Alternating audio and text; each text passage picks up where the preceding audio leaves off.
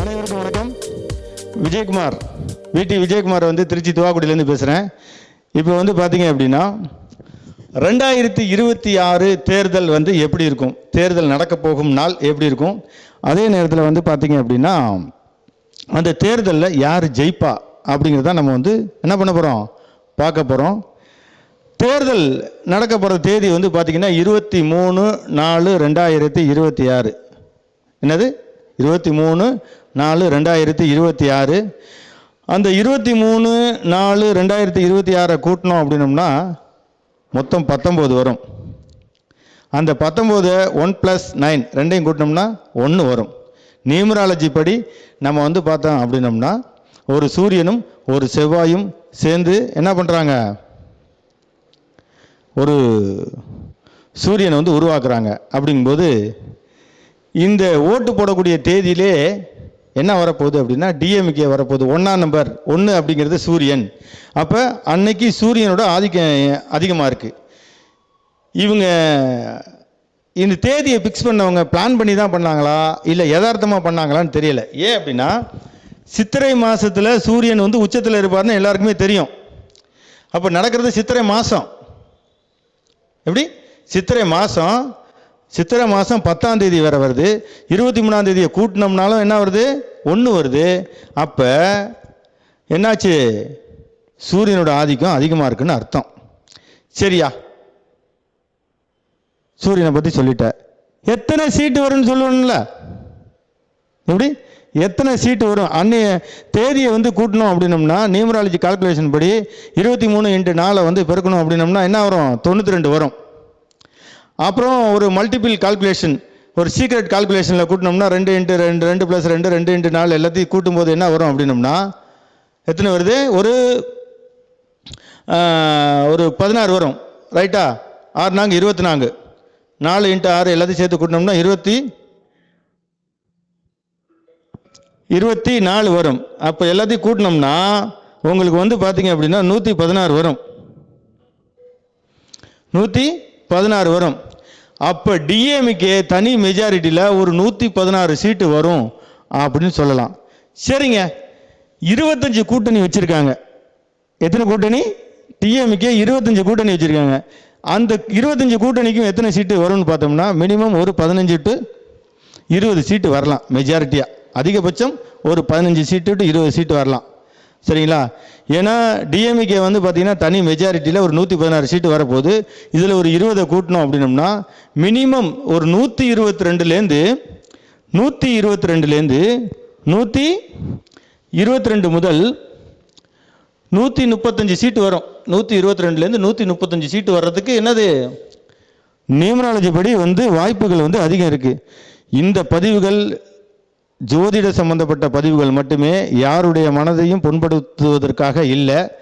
ஏன்னா நம்ம ஜோதிடராக இருக்கிறனால தனிப்பட்ட முறையில் ஒரு ஜாதகத்தை அன்னைக்கு ரிசர்ச்சில் எந்த கட்சி ஆட்சிக்கு வரும், எந்த கட்சி ஒரு இது இருக்கும் அப்படிங்கிறது இது ஜோதிட ரீதியாக ஒரு பொதுவான ஒரு கருத்து மட்டுமே, என்னுடைய தனிப்பட்ட கருத்து அல்ல. நான் எந்த கட்சியும் சேர்ந்தவன் அல்ல. நான் ஒரு ஜோதிடர், விஜயகுமார் ஃப்ரம் திருச்சி. சரிங்களா, அடுத்து சப்தமி திதி. நாளைக்கு என்ன திதி, சப்தமி திதி. அந்த சப்தமி திதிக்கு யார் அதிபதினு பார்த்தீங்கன்னு வச்சுக்கோங்க, சூரியன் வர்றார். எப்படி, சூரியன் வர்றார். அடுத்து சித்திரை மாதம் 10ஆம் தேதி. 10ஆம் தேதினா யார் வருவா, சூரியன் தான் வருவார். அப்போ 116 சீட்டு டிஎம்கே தனி மெஜாரிட்டியிலையும் 15 to 20 சீட்டு பார்த்தீங்கன்னா கூட்டணியிலையும் வெற்றி பெறுவதற்கு வாய்ப்புகள் உண்டு. மொத்தம் 136 சீட்டு டிஎம்கே என்ன பண்ணுவோம், வெற்றி பெறுவதற்கு வாய்ப்புகள் உண்டு. இதில் டிவிகே, ஏடிஎம்கே, சீமான், நாம் தமிழர் கட்சி, இந்த மாதிரி என்னுடைய நண்பர்கள் எல்லாமே எல்லா கட்சியிலையுமே இருக்காங்க. என்கிட்ட ஜாதகம் பார்க்க வர்றவங்க எல்லா கட்சியிலையும் இருக்காங்க. என்னுடைய நண்பர்கள் எல்லாருமே ஒவ்வொருத்தரும் ஒவ்வொரு கட்சி. இது ஜோதிட ரீதியான ஒரு ஆய்வு. ஓகேங்களா, அன்னைக்கு நாளைக்கு நடக்கக்கூடிய அந்த தேதியை வச்சு தான் ஒரு ரிசர்ச் பண்ணியிருக்கேன். சரிங்களா, ஜோதிட ரீதியான கருத்து.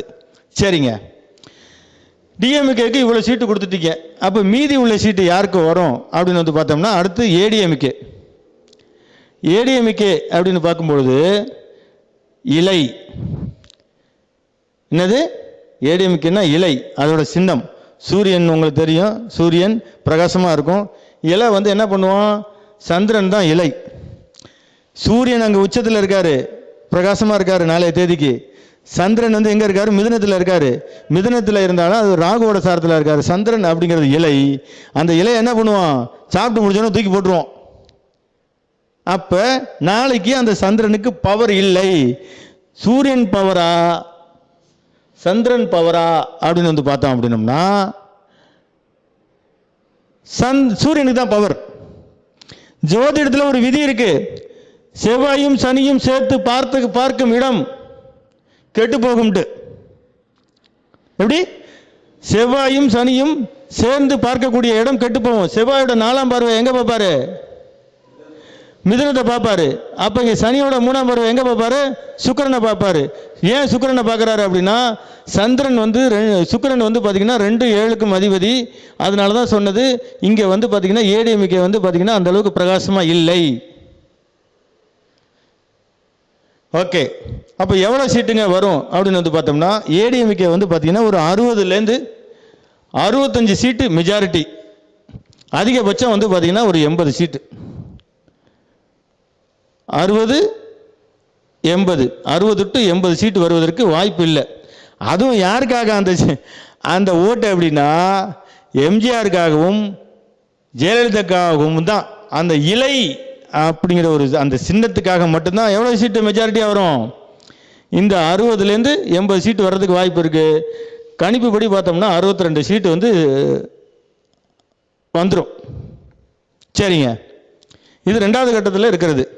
ஃபஸ்ட்டு சூரியன், 2வது வந்து பார்த்திங்கன்னா சந்திரன் ஏடிஎம்கே, 3வது இடத்துல வந்து பார்த்திங்க அப்படின்னா நம்ம இந்த டிவிகே வருவதற்கு வாய்ப்பு இருக்குது.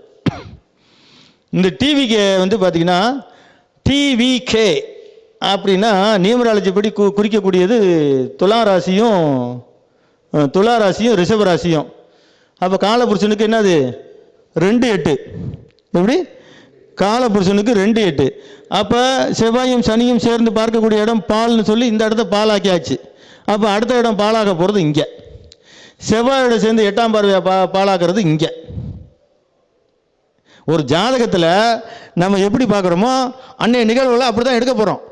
அப்போ இந்த இடமும் அவுட்டு சந்திரனு, இந்த இடமும் டிவிக்கேவும் இங்கே என்ன ஆகுது, அவுட்டு. அப்போ 2 இடம் இல்லைன்னா 8 இடம். அப்போ டிவிக்கே அதிகபட்சம் 2, அதாவது என்னது குறைந்தபட்சம் 2, அதிகபட்சம் எத்தனை இடம், 8 இடம் வரும். இதெல்லாம் ஒன்றும் இல்லைங்க, வேறு எந்த ஆய்வும் பண்ணல, யாரோட ஜாதகத்தை வச்சும் ரிசர்ச் பண்ணல. நல்லா கேட்டுக்கோங்க. ஒரு கருணாநிதியோட ஜாதகத்தையோ இல்லை அவருடைய புள்ள மு.க. ஸ்டாலின் ஐயா அவர்கள் முதலமைச்சராக இருக்கக்கூடிய அவருடைய ஜாதகத்திலேயோ இல்லை அவருடைய புள்ள உதயநிதி ஸ்டாலினையோ இல்லை அவருடைய பேரனோட ஜாதகத்தையோ எந்த ஜாதகத்தையும் ரிசர்ச் பண்ணல. ஒன்லி டுமாரோ, நாளைக்கு என்ன நடக்க போகுது அப்படிங்கிற ஒரு விஷயத்தை தான் வந்து நம்ம என்ன பண்ணிட்டு இருக்கோம், நியூமராலஜி படியும் ஜாதக ரீதியாகவும் என்ன பண்ணுறோம், பார்த்துக்கிட்டு இருக்கோம். சரிங்களா, அப்போ என்ன நடக்க போகுது அப்படின்னா நாளைக்கு யார் ஜெயிக்க போகிறா, டிஎம்கே ஜெயிக்க போகுது. டிவிக்கு எத்தனை சீட்டு, 2 சீட்லேருந்து 8 சீட்டு. இங்கே அடுத்து வந்து பார்த்திங்கன்னா பிஜேபி. அதுக்கு இடையில நம்ம சீமான் ஐயா வந்துட்டார். அவர் 2 to 8 சீட்டு வரும்போது சீமான் எவ்வளோ வருவார்னா அதிகபட்சம் 3 சீட்டு வாங்குவதற்கு வாய்ப்புகள் வந்து என்ன பண்ணுது, உண்டு. ஏன்னா இளைஞரோட மக்கள் வந்து பார்த்திங்க அப்படின்னா நிறையா சீமான் பக்கம் இருக்காங்க, அதே நேரத்தில் விஜய் பக்கமும் இருக்காங்க. ஐயா விஜய் ஐயா பக்கத்துலேயும் இருக்காங்க, சீமான் ஐயா பக்கத்துலேயும் இருக்காங்க. ஆனால் டிவிக்கு 2 to 8, சீமான் வந்து 3 சீட்டு வருவதற்கு வாய்ப்புகள் உண்டு. சரிங்களா, தாமரை சென்ட்ரல் ஆட்சியில் இருக்கிறவங்க தாமரை மலருமா அப்படின்னு பார்த்தீங்கன்னா சூரியன் உதிச்சாதான் தாமரை மலரும். எப்படி, அப்போ அங்கே சூரியன் என்ன பண்ணியிருக்கு, பிரகாசமாக உதிச்சிருச்சு. அப்போ சூரியன் உதிச்சு தாமரை மலர்றதுனால அவருக்கு என்ன பண்ணலாம், ஒரு 3 சீட்டு கொடுக்கலாம். எத்தனை சீட்டு, தாமரை 3 சீட்டு இடம்பெறும். ஓகேங்களா? சரி, அடுத்து வேற யார் இருக்கா? நம்ம சுயேட்சை வேட்பாளர்கள் இருப்பாங்க. எந்த இதுலையும் போட்டி போடாமல் அவங்க தனி மெஜாரிட்டியாக வரக்கூடிய ஒரு நபர்கள் இருப்பாங்கள்ல, அவங்க எவ்வளவு அப்படின்னா ஒரு 7 to 8 சீட்டு வருவதற்கு என்னது வாய்ப்புகள் வந்து உண்டு. அதிகபட்சம் என்னை பொறுத்த வரைக்கும் 4 சீட்டு வரலாம். சுயேட்சை 4, என்னுடைய கணிப்புப்படி. அன்னைக்கு தேதி 4 படி. ஏன் அப்படின்னா இங்கே பாருங்க, இங்கே ஒரு 4 வந்துருச்சா, அதனால அந்த 4 எப்படி அந்த சுயேட்சைக்கு அங்கே வந்து 4 வந்ததுனால 4. இந்த ராகு யாருன்னா 23 4 அப்படின்னு வரும்போது 23 வந்து கூட்டணும் அப்படின்னோம்னா 2 3 என்னது 5. இங்கே வந்து புதனா, நியூமராலஜி படி 2 3 கூட்டினோம்னா 5 புதன் வரும். இந்த புதன் வந்து எங்கே இருக்காருன்னா மேசத்தில் இருக்கார். யார் கூட?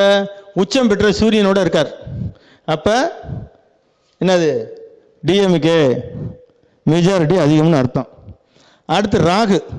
ராகு அப்படின்னா நம்ம வெளியூர் வெளிநாட்டை குறிக்கும், மற்ற கிரக அமைப்புகளை வந்து குறிக்கும். அந்த ராகு எங்கே இருக்கார் அப்படின்னா நாளைக்கு நடக்கிற நட்சத்திரம். நாளைக்கு நடக்கிற நட்சத்திரம் என்னன்னா ராகுவோட நட்சத்திரம். சந்திரன் டிராவல் பண்ணுறது திருவாதிரை. திருவாதிரை வந்து நாளைக்கு முடிஞ்சிடும். முடிஞ்சிட்டு அடுத்து எது வரும்னா புனர்பூசம் வரும். எப்படி புனர்பூசம் வரும். அப்போ இந்த ராகு முடிஞ்சு இந்த குரு வரும் பொழுது அங்கேயும் யார் மெஜாரிட்டியாக இருப்பார் அப்படின்னு வந்து பார்த்தீங்கன்னா இந்த 3 அப்படின்னு சொல்லக்கூடிய குரு எதோட தாக்கத்தில் அதிகமாக இருப்பார்னா இங்கே புதனோட வீட்டில் இருக்கார். அந்த புதனும் சூரியனோட இருக்கிறதுனால சூரியனுக்கு தான் என்ன அது பவர் அதிகம். அடுத்து 2026 வழக்கம் போல் கூட்டினோம்னா 10 சூரியன் வந்து வந்துடுது. அப்போ 2026 நடக்கக்கூடிய எலெக்ஷன் யாருக்கு மெஜாரிட்டி அப்படின்னா இந்த ஜோதிட கருத்து வந்து பார்த்தீங்க அப்படின்னா டிஎம்கேக்கு தான் சாதகமாக அதிகமாக இருக்குது. இது எங்கேன்னு பேசுகிறேன் அப்படின்னா ஸ்ரீ குரு ஆஸ்ட்ரோ அகாடமி திருச்சி அந்த ஒரு சென்டரில் தான் வந்து என்ன பண்ணுறேன். அந்த நிறுவனர் நான் தான், VT விஜயகுமார், நான் தான் பதிவு பண்ணிகிட்டு இருக்கேன். சரிங்க, எலெக்ஷன் நடக்கிற அன்றைக்கி தான் அப்படி. சரி, ஓட்டு போடுற அன்றைக்கி பார்ப்போம். இது ரிசல்ட் வர்ற அன்றைக்கி என்னன்னு பார்க்கணும்ல. எப்படி ரிசல்ட் வர்றது 4/5/2026 4/5/2026 கூட்டினாலும் 10 தாங்க வருது. என்ன வருது? 10 தான் வருது. அப்போ அன்னைக்கும் சூரியன் எங்கே இருக்காரு? உச்சத்தில் தான் இருப்பார். இந்த கட்டம் எதுவுமே மாறாது, கேது வரைக்கும் மாறாது. இந்த சந்திரன் மட்டும் என்ன பண்ணுவார்? இங்கேருந்து ஜம்ப் ஆகி இங்கே வந்துடுவார். அதனால தான் வெளிக்கட்டத்தில் போட்டிருக்கேன். சந்திரன் வந்து அனுச நட்சத்திரத்தில் இருப்பார்.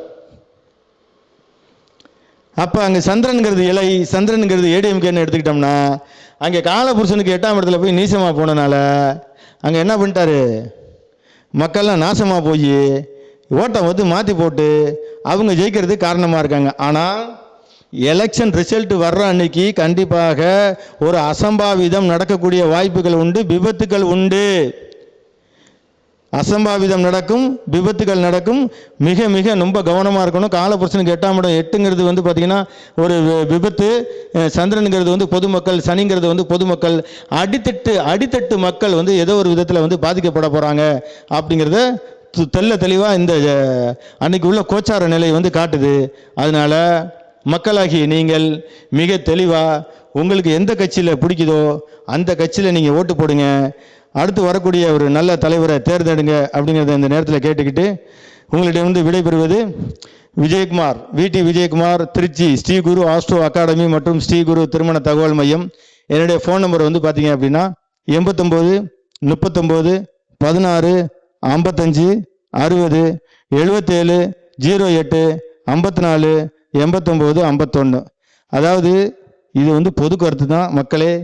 என்னை திட்டினாலும் சரி, இல்லை நீங்கள் எப்படி பண்ணாலும் சரி, உங்களுடைய கருத்து என்ன என்பதை நம்மளுடைய யூடியூப் சேனலில் கீழே அப்லோட் பண்ணுங்கள். உங்கள் கருத்தை வந்து தெரிவிங்க. இல்லை நீங்கள் வேறு எந்த கோணத்தில் நீங்கள் பார்த்தீங்க அப்படிங்கிறதையும் நீங்கள் தெரிவிங்க. ஜோதிடர்கள் நீங்கள் பார்த்தாலும் சரி, உங்களுடைய கருத்துக்களை நம்மளுடைய யூடியூப் சேனலில் கமெண்ட் செய்யுமாறு பணியுடன் கேட்டுக்கொண்டு உங்களுடன் விடைபெறுவது VT விஜயகுமார், திருச்சி. நன்றி, வணக்கம், வாழ்க வளமுடன்.